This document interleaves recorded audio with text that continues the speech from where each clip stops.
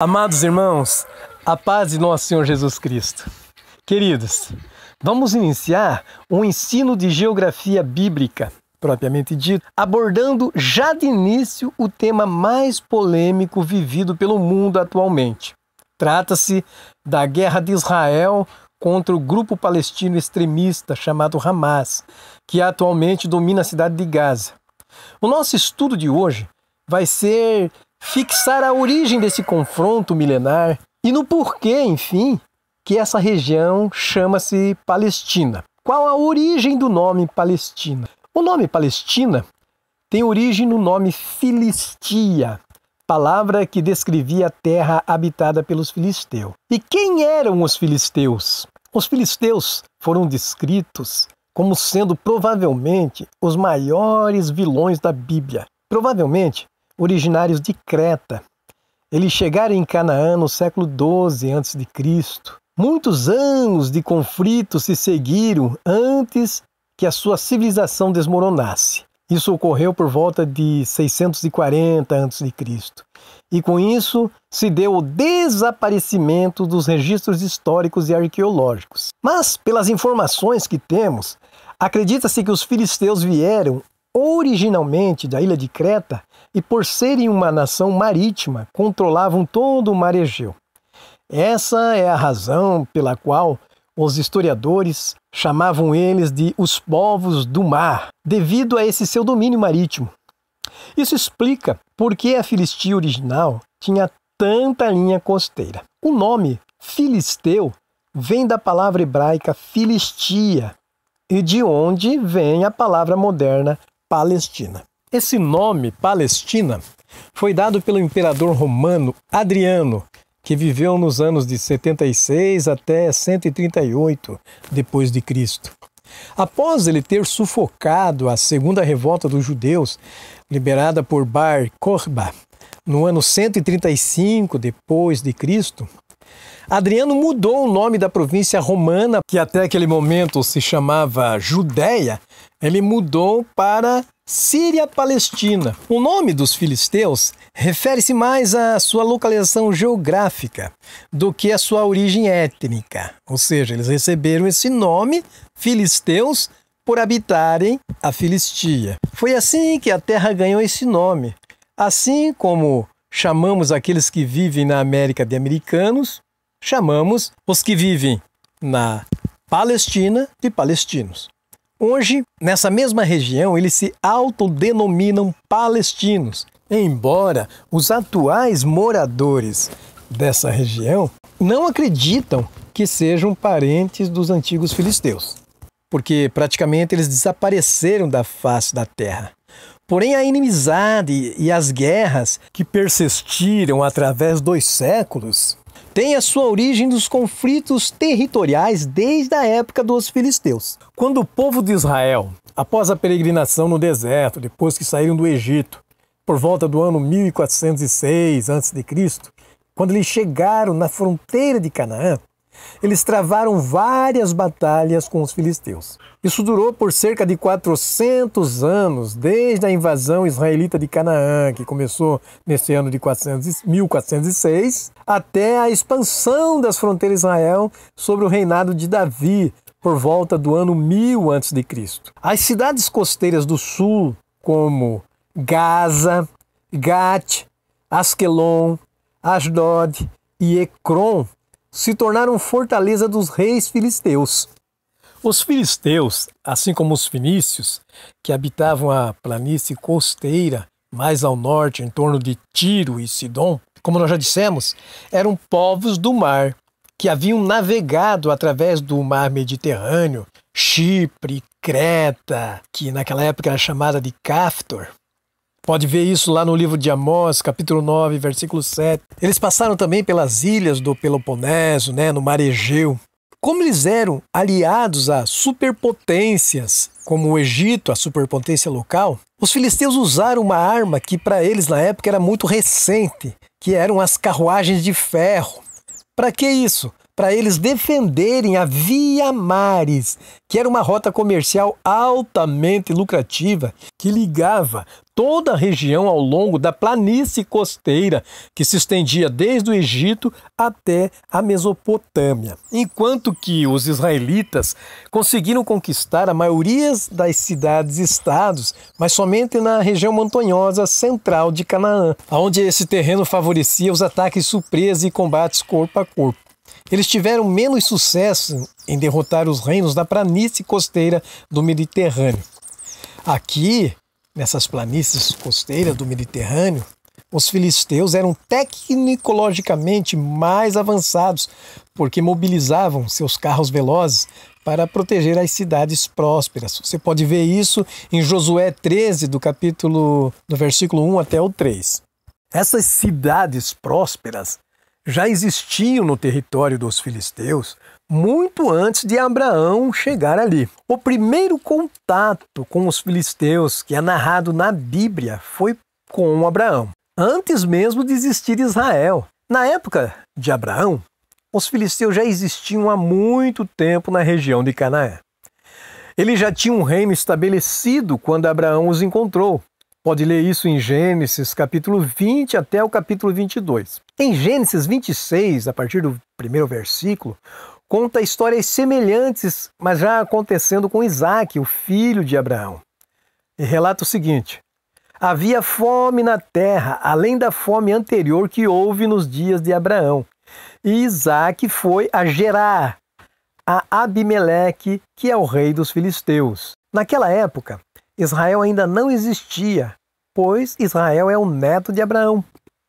Havia naquela época apenas Abraão e Isaque. Mas então veio o primeiro sinal de problema entre o povo escolhido de Deus e os filisteus. Pois, como diz o versículo em seguida, você pode ler ali Gênesis 26, 12, 14. Isaque semeou naquela terra e colheu 100 vezes mais no mesmo ano. O Senhor o abençoou e o homem enriqueceu e ganhou cada vez mais até ficar muito rico. Ele possuía rebanhos e manadas e muitos servos, de modo que os filisteus o invejavam. Como seria de esperar, os filisteus fecharam e encheram de terra todos os poços que os servos de seu pai cavaram nos dias de Abraão, seu pai. E Abimeleque disse a Isaque: afasta-te de nós, porque és muito mais poderoso do que nós. Gênesis 26, do versículo 15 até o 16. O rei Abimeleque, rei dos filisteus, viu que Deus havia abençoado tanto Abraão e Isaque, que ele temeu o poder de Abraão e Isaque. Este, então, foi apenas o começo do que acabaria por se transformar no estopim que causaria o nascimento de um dos maiores inimigos de Israel. Os filisteus e os israelitas entrariam em guerra em muitas ocasiões ao longo dos vários anos e séculos. Às vezes, os filisteus dominariam Israel, mas isto como parte de uma disciplina que Deus estava infligindo ao seu povo. A história de luta entre filisteus e israelenses vão durar séculos. Esse contato de Abraão, Isaque, com os filisteus foi o primeiro contato. Como nós já falamos, o segundo contato, que foi o mais intenso, foi aquela situação depois que Israel retornou do Egito, por volta de 1406 a.C. A partir desse momento, podemos contar 400 anos de guerras e lutas entre os filisteus, assim como outros povos que habitavam a terra de Canaã, contra os israelitas que tentavam dominar a terra, pois era a terra prometida por Deus e eles estavam voltando do cativeiro, precisavam ocupar aquela terra.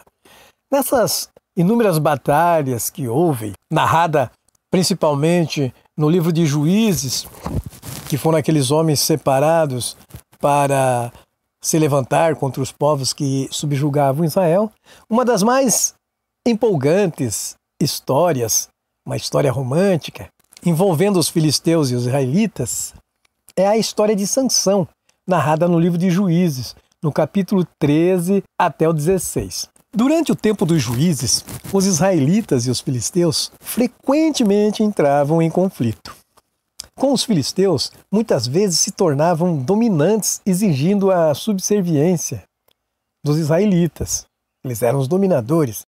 Por volta de 1081 a.C., quem se destacou foi Sansão. Ele se tornou um líder inspirador para Israel. Isso ele fez por 20 anos. Estava no início de um período de 70 anos de domínio filisteu. Naquela época, ele conquistou a reputação de ter matado 1000 filisteus usando como arma um osso de um jumento morto, ou seja, uma queixada de jumento. Está registrado em Juízes, capítulo 15, do 11 até o 17. Sansão foi um dos chamados juízes de Israel.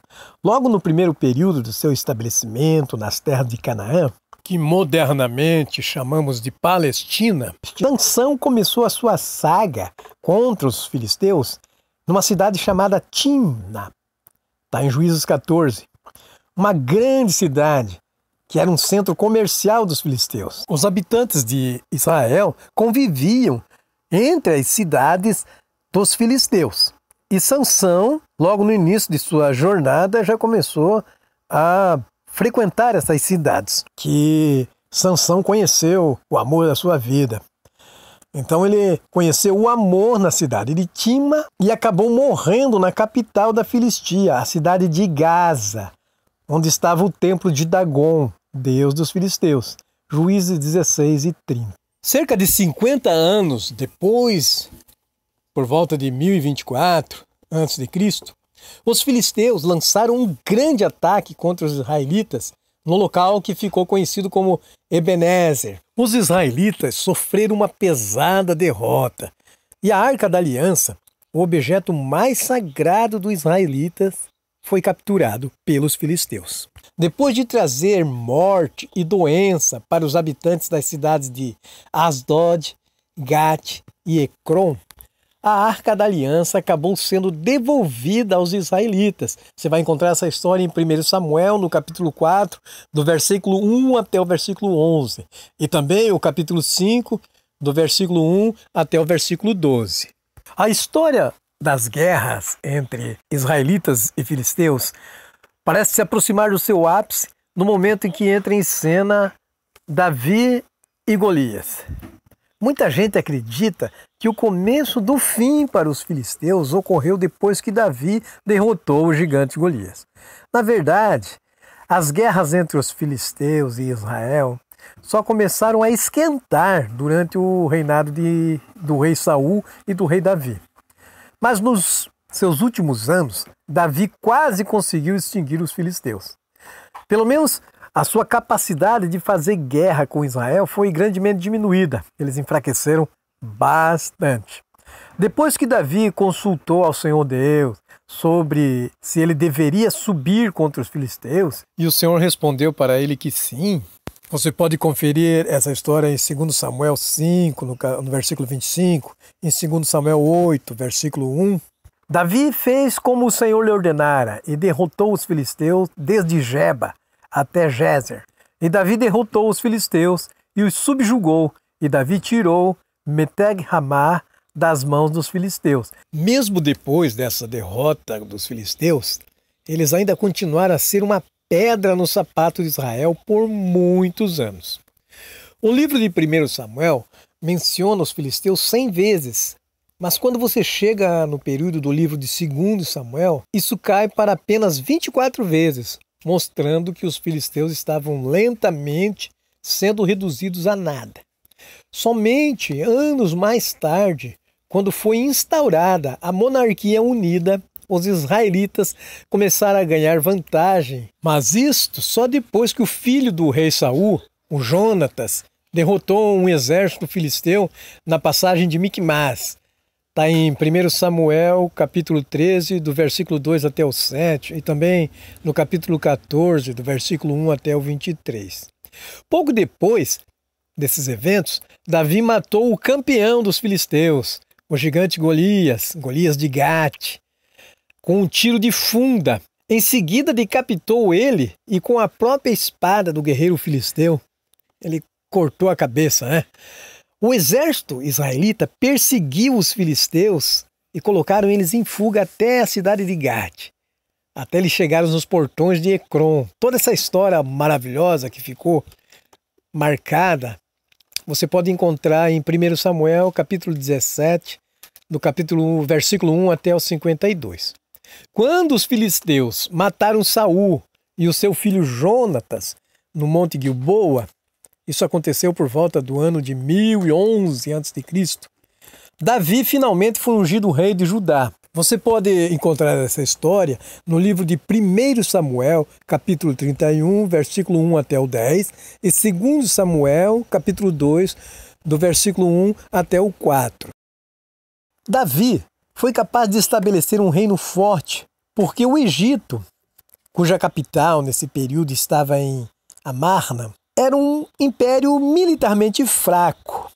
Provavelmente porque nessa época quem reinava como faraó era o faraó conhecido como herege, Akenaton. E esse faraó foi incapaz de oferecer proteção aos seus aliados, inclusive aos filisteus, que eram na época aliados dos egípcios. Nesse caso, a nação dos filisteus ficou enfraquecida sem o apoio egípcio.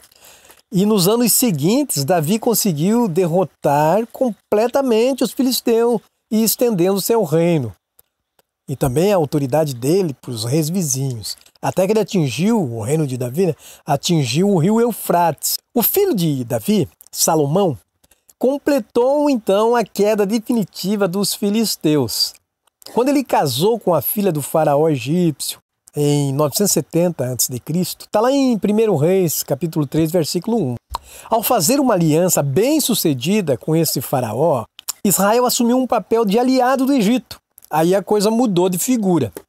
Os filisteus perderam o seu aliado e a derrubada dos filisteus foi acelerada pela construção de uma cidade de carros israelitas em Gézer por Salomão.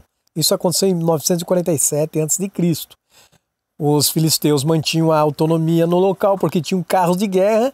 Por esse tempo, já com Salomão reinando, mudou a figura totalmente, porque era Salomão e os israelitas que tinham o domínio desses carros. Isso você pode ver em 1 Reis 10, versículo 26 a 27. Como a cidade de Gézer localizava-se na superfície costeira e era o local ideal para enviar carros para defender a lucrativa rota comercial, lembra-se da rota marítima? Essa rota localizava-se entre o Egito e a Mesopotâmia. Antes pertencia aos filisteus, agora pertence aos israelitas sob o comando de Salomão, que domina com seus carros essa rota marítima e lucrativa. A partir desse momento, as profecias bíblicas contra os filisteus só se agravam até que finalmente eles vão desaparecer do cenário bíblico. O profeta Sofonias profetizou o fim dos filisteus ao escrever: "Ai de vocês, habitantes do litoral, nação dos quereteus, a palavra do Senhor é contra ti, ó Canaã, terra dos filisteus. Eu te destruirei até que não reste mais nenhum habitante." Livro de Sofonias, capítulo 2, versículo 5. A palavra ai significa julgamento e por isso os habitantes da costa marítima, os filisteus, foram informados de que Deus vos destruirá até que não reste nenhum habitante. Isso se tornou realidade. Tente, por exemplo, encontrar um filisteu hoje e você não vai conseguir. Tente rastrear algum descendente dos filisteus, não há muitos perdidos e você descobrirá que eles não podem provar isso. Jeremias, o profeta, escreveu sobre um destino semelhante dos filisteus, igual ao que Sofonias escreveu. O dia que está chegando para destruir todos os filisteus, para eliminar de Tiro e Sidom todo o ajudante que resta, porque o Senhor está destruindo os filisteus, o remanescente do litoral de Caftor. Jeremias 47, versículo 4. Lembra que Caftor é a ilha de Creta. Ele está se referindo aqui, né, os últimos remanescentes que vieram da ilha de Creta, Caftor, ali, Jeremias 47, versículo 4. Mas o último prego no caixão dos filisteus vem do julgamento de Deus com o profeta Ezequiel, que ele escreveu assim: "Assim diz o Senhor Deus, porque os filisteus agiram de forma vingativa, e vingou-se com malícia de alma para destruir em inimizade sem fim. Portanto, assim diz o Senhor Deus: eis que estenderei a minha mão contra os filisteus e exterminarei os quereteus e destruirei o resto do litoral. Está lá em Ezequiel capítulo 25, versículo 15 e 16. Seguindo essa linha de raciocínio, é fácil perceber que a disputa pelo domínio dessa terra vem de muitos milênios, culminando nos conflitos atuais. É certo que os filisteus foram exterminados, conforme diz o relato bíblico.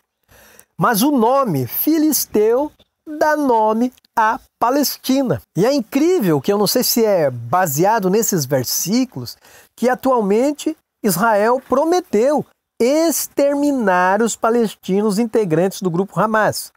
O grupo radical islâmico que controla a cidade de Gaza, em resposta aos seus ataques terroristas e mortais e à violência dos sequestros que ocorreram agora em 7 de outubro desse ano corrente mesmo, 2023 que nós estamos, nos quais 1.400 pessoas, a maioria civis, foram mortas e mais de 200 pessoas ainda estão sendo feitas reféns. É por isso que Israel promete que vai exterminar esse grupo, baseado provavelmente nesses versículos que falam do extermínio dos filisteus. E como vocês viram desde o início do estudo, os filisteus estão associados diretamente ao nome Palestina. Todos viram na televisão, no dia 25 agora desse mês, o primeiro-ministro israelense, Benjamin Netanyahu, confirmou que Israel está preparando um ataque terrestre contra Gaza. Após quase 3 semanas de ataques aéreos na faixa costeira. Esses ataques já mataram mais de 6.400 pessoas e deixaram feridas outras 17.000 pessoas.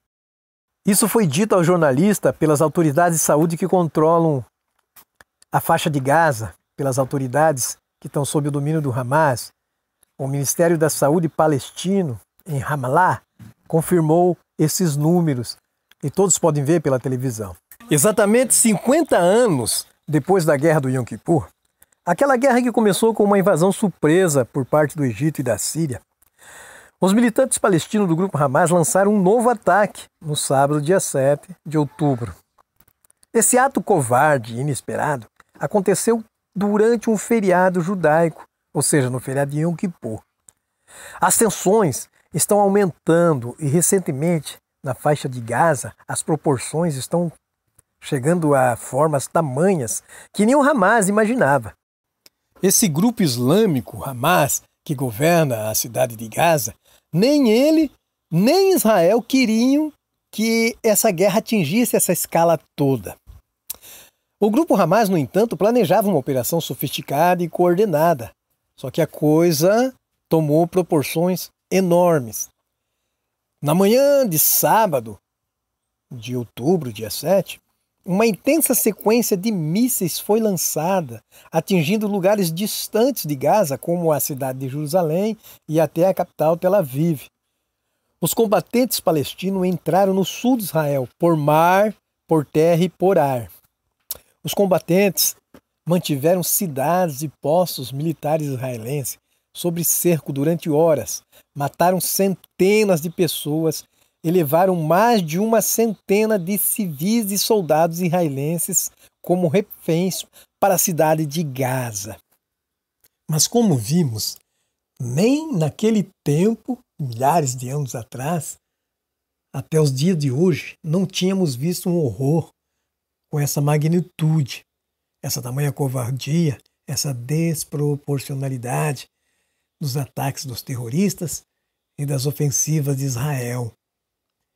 Não existem limites para a violência humana. Isso nos deixa muito triste.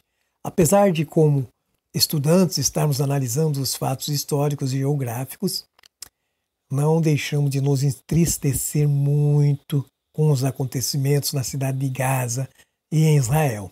Na próxima aula, vamos falar sobre a cidade de Gaza, desde o momento da sua fundação até os horrores do dia de hoje. Deixe o seu like, compartilhe, Deus te abençoe e até a próxima.